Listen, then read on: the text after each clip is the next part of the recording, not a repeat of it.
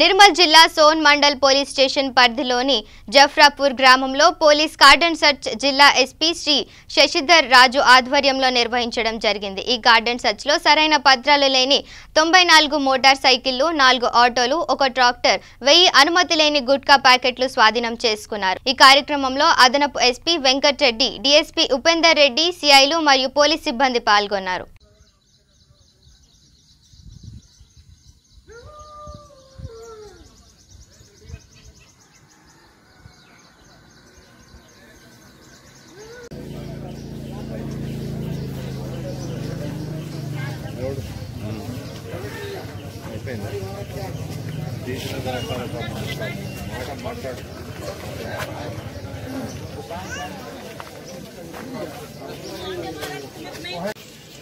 ఈ 94 మోటార్ సైకిళ్ళు, ఒక 10,000 రూపాయల లిక్కరు, మళ్ళీ 1000 రూపాయల గుట్కా ఇక్కడ తీసుకురావడం జరిగింది।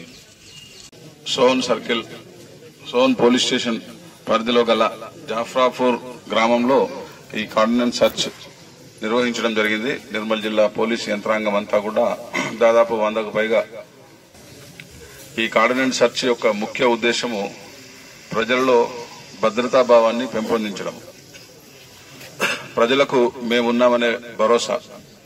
పోలీసులంటే ప్రజల నుంచి వేరు కాదు, ప్రజలు పోలీసులు అంతా ఒకరికొకరు సహాయం చేసుకుంటే అభివృద్ధి అనేది నిరంతరంగా ఎటువంటి అవాంతరాలు లేకుండా అభివృద్ధి జరుగుతుంది అని